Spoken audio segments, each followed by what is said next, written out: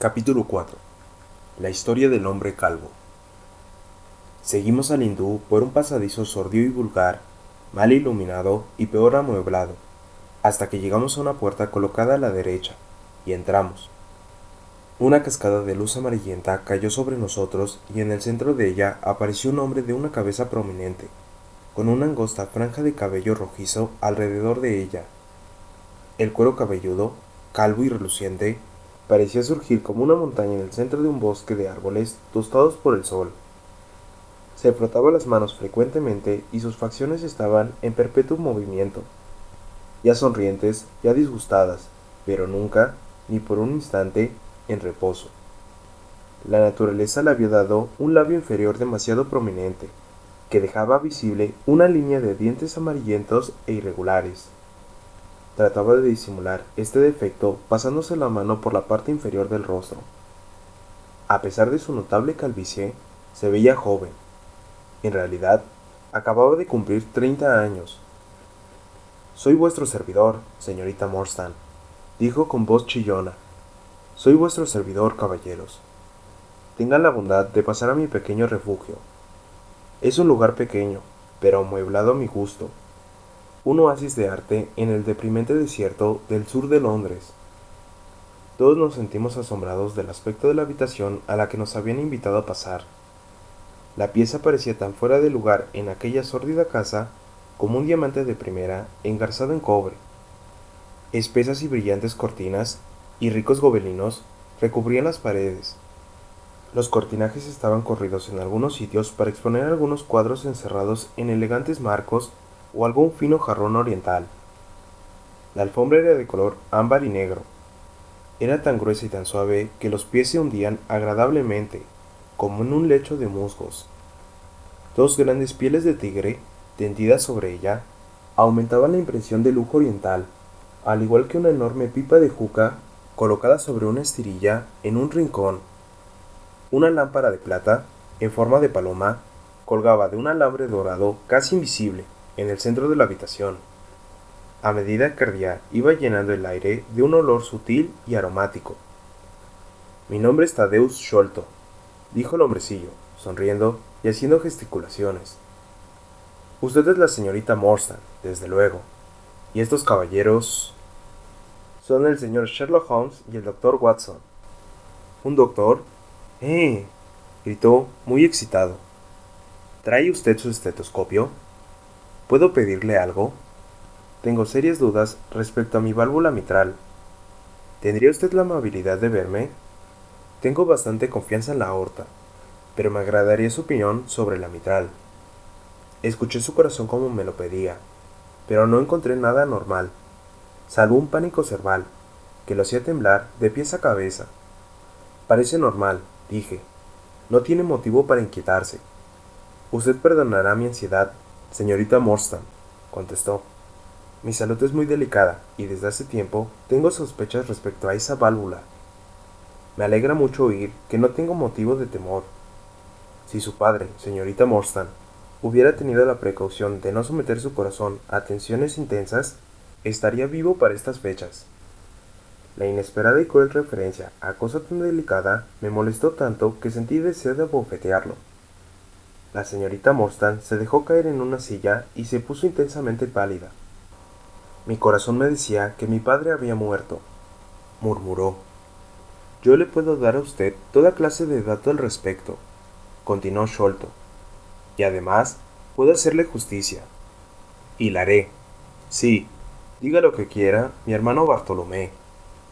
Me agradó que haya venido usted con sus amigos, no solo porque estará bien cuidada, sino porque así serán testigos de lo que voy a hacer y decir. Entre los tres podemos enfrentar a mi hermano Bartolomé. Se sentó en un taburete rojo y nos miró a los tres curiosamente con sus débiles y azules ojos. Por mi parte, dijo Holmes, cualquier cosa que usted diga no pasará de mí. Yo aprobé con un movimiento de cabeza. Está bien, exclamó el hombrecillo.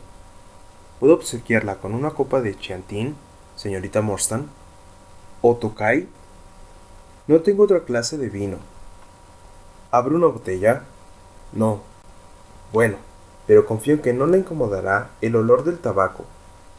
El balsámico olor del tabaco es para mí un sedativo inapreciable. Acercó un fósforo a la gran taza de juca y el humo empezó a correr alegremente por el agua rosada.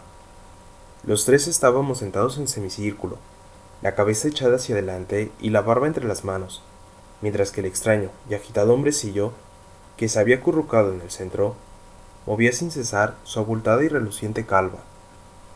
Cuando resolví hablar con usted, dijo Sholto, pensé en enviarle mi dirección, pero temí que, desatendiendo mi súplica, se presentara con gente desagradable. Por eso me tomé la libertad de fijar la cita de tal manera que mi criado Williams pudiera verlos a ustedes antes de conducirlos aquí. Le tengo entera confianza y le di la orden de abandonar el asunto si, después de observarlos, si así lo consideraba conveniente. Ustedes me perdonarán estas precauciones, pero soy hombre de gusto poco vulgar, refinado podría decir, y nada hay para mí menos estético que un vigilante. Tengo natural adversión a todas las formas de materialismo ordinario.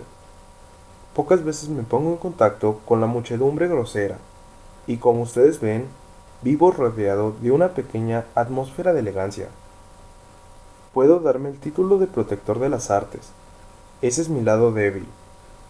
El paisaje aquel es un Corot genuino, y si acaso un conocedor pudiese abrigar dudas respecto a aquel cuadro de Salvador Rosa, nadie vacilaría respecto a ese Rogerio. Yo soy partidario de la escuela moderna francesa.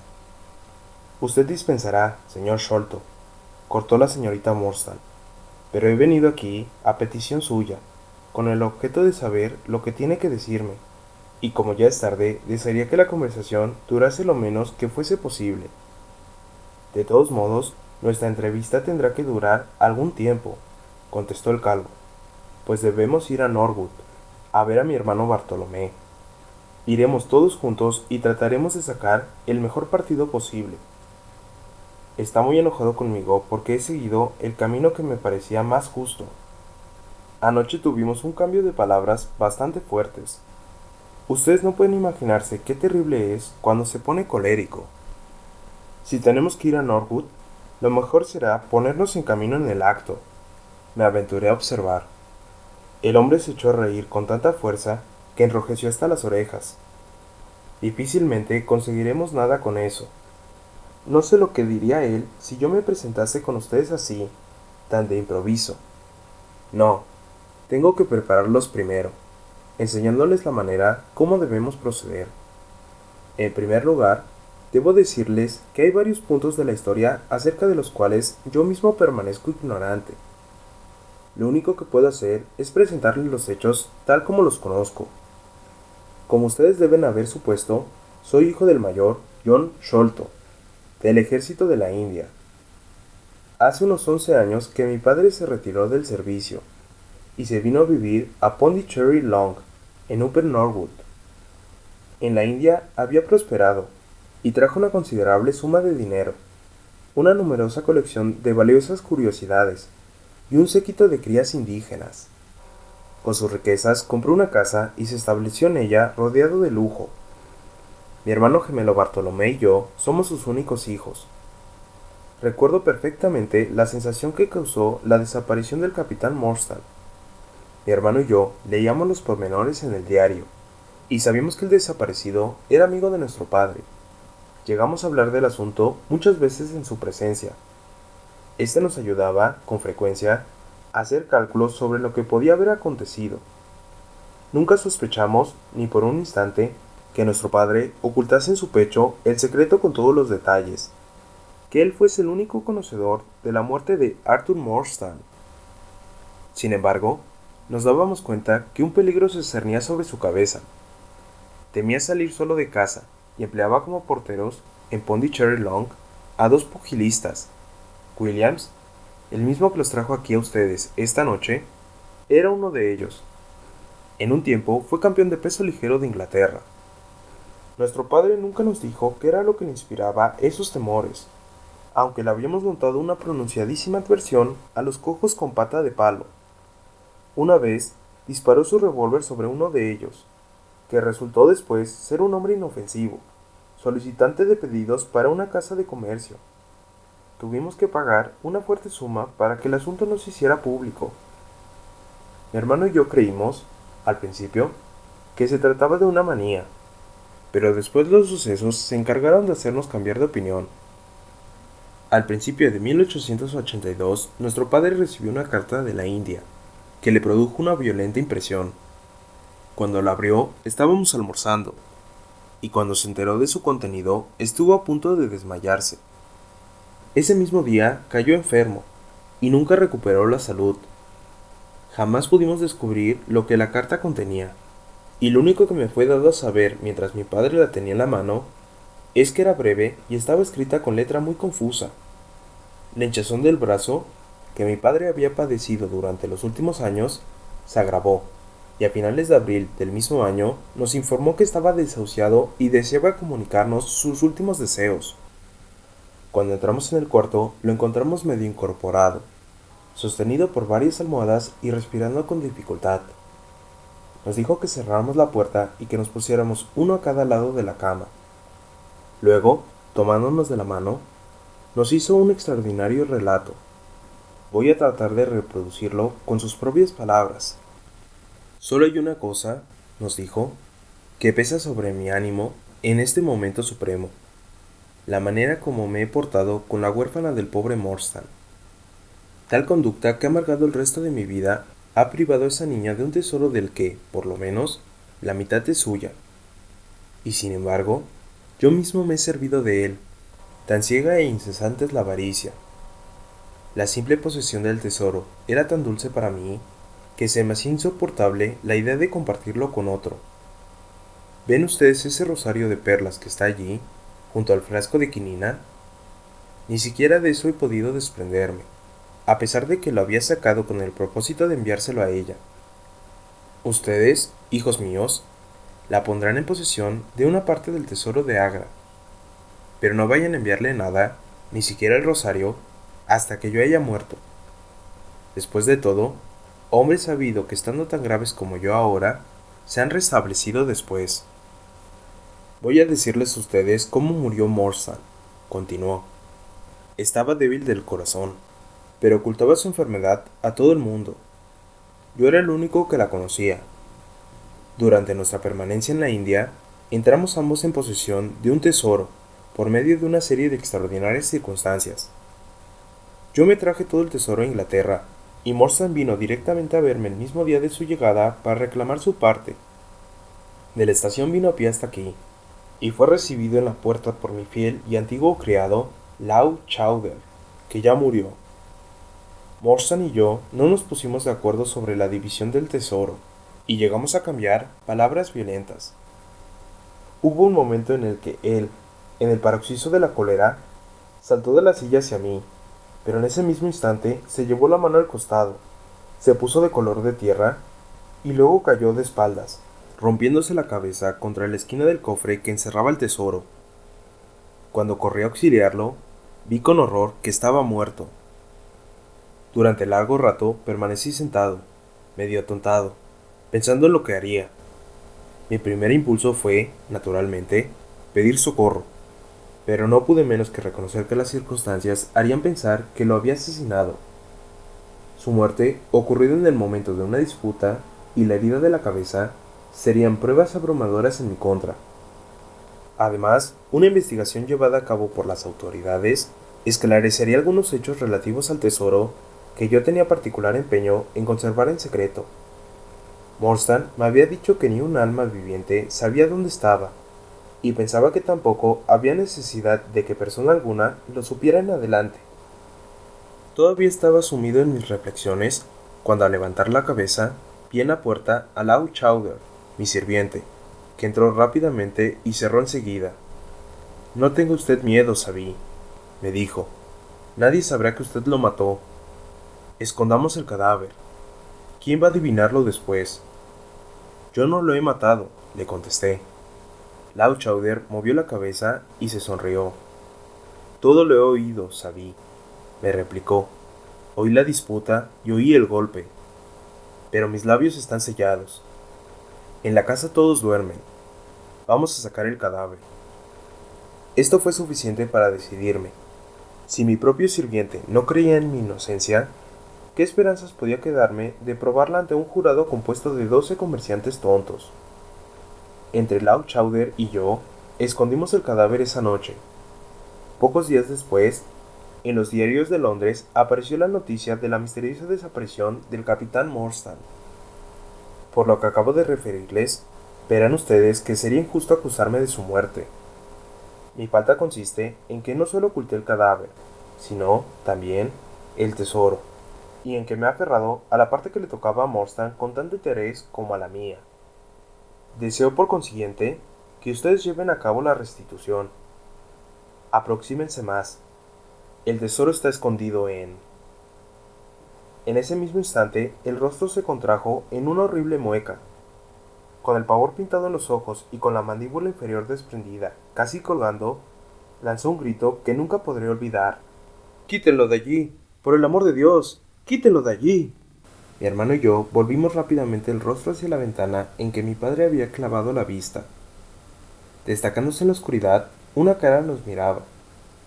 Vimos perfectamente la mancha blanca que hacía la nariz al apretarse contra el vidrio. Era una cara barbuda. Los ojos crueles y salvajes brillaban con una expresión maligna. Mi hermano y yo nos precipitamos hacia la ventana, pero el hombre desapareció enseguida. Cuando volvimos al lado de nuestro padre, lo encontramos inmóvil y el pulso ya le había cesado de latir. Esa noche buscamos por todo el jardín. No encontramos ningún rastro, salvo las huellas de un pie, precisamente debajo de la misma ventana. De no ser por esa huella, habríamos creído que todo era producto de nuestra imaginación. Sin embargo, pronto tuvimos otra prueba más convincente todavía, de que alguna mano secreta operaba en nuestro derredor. La ventana del cuarto de nuestro padre fue encontrada abierta a la mañana siguiente.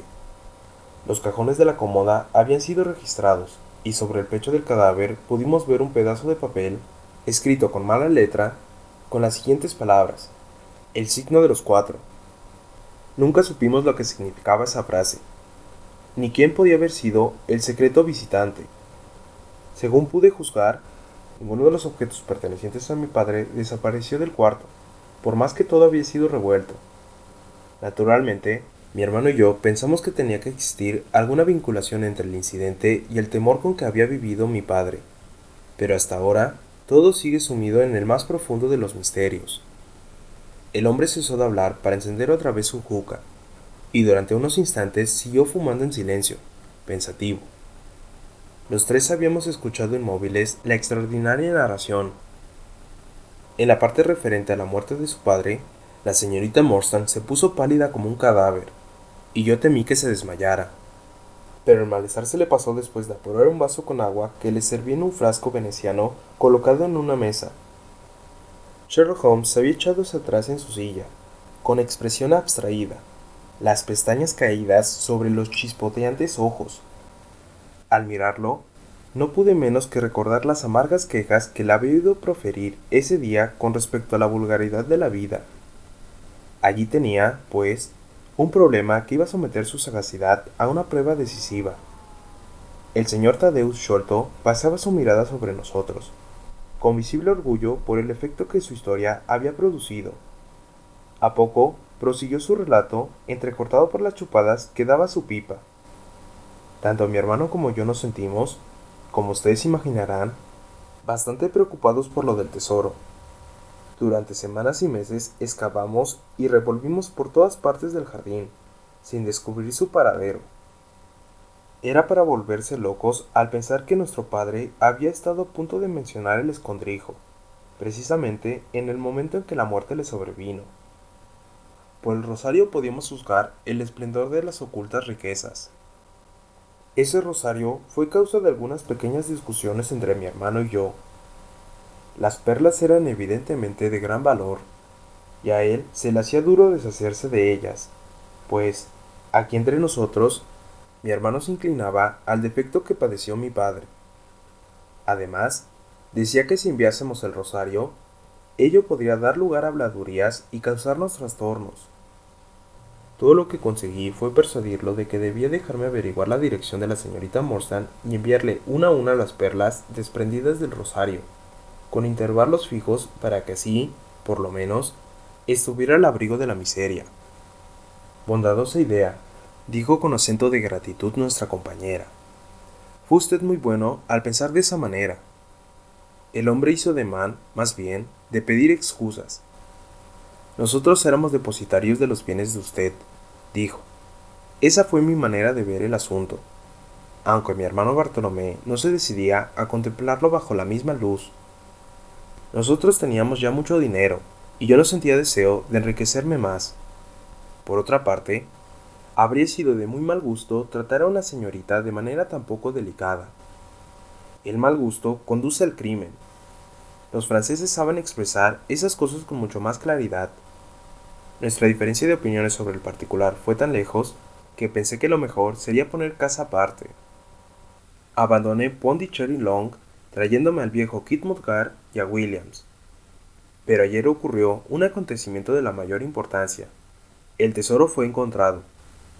En el acto, le escribí a usted, señorita Morstan. Ahora no nos queda más que ir a Norwood y pedir la parte que nos corresponde. Anoche hice saber a Bartolomé mis ideas al respecto, así que aunque no nos reciba muy bien, por lo menos nos espera. El señor Thaddeus Sholto dejó de hablar, pero continuó agitándose en su lujoso asiento. Todo fue silencioso durante un rato. Estábamos embargados por el nuevo giro que el misterioso asunto había tomado. Holmes fue el primero en ponerse de pie. Usted ha procedido bien, señor, dijo, desde el principio hasta el fin. Es posible que nosotros podamos retribuirle su buen comportamiento arrojando alguna luz sobre aquello que para usted está todavía en la oscuridad.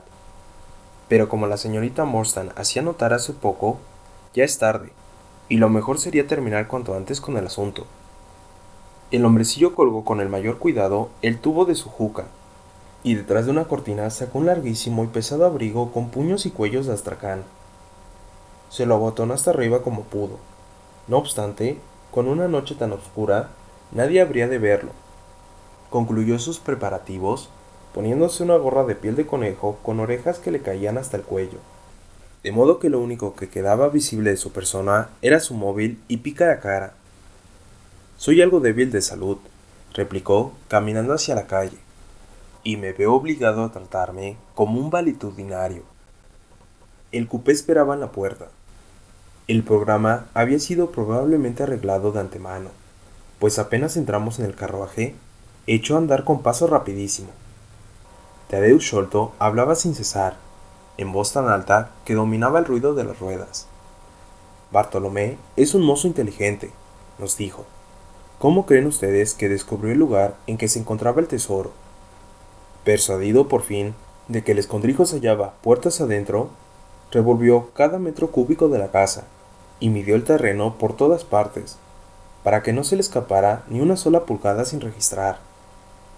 Entre otras cosas, observó que el edificio tenía 74 pies de alto, y que sumado el alto de todas las habitaciones y teniendo en cuenta los espacios que hay entre ellas, explorados por él mediante varios sondajes, apenas llegaba a un total de 70 pies.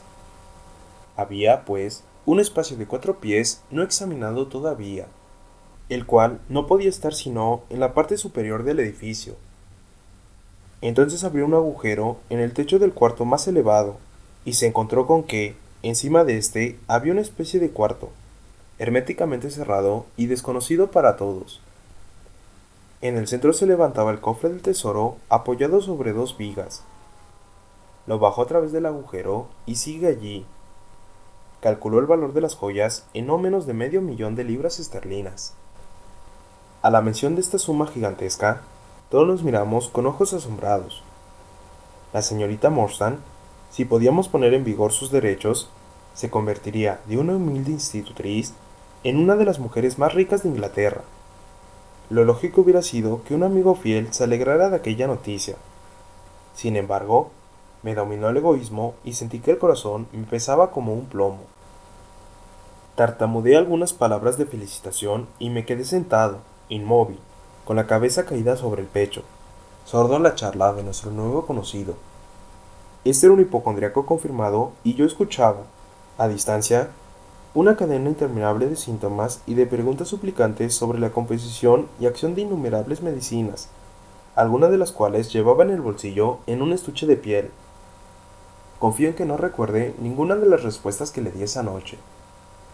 Holmes me aseguró, posteriormente, que me había oído prevenirlo contra el peligro terrible de tomar más de 2 gotas de aceite de castor, mientras le recomendaba la estricnina en grandes dosis como sedante.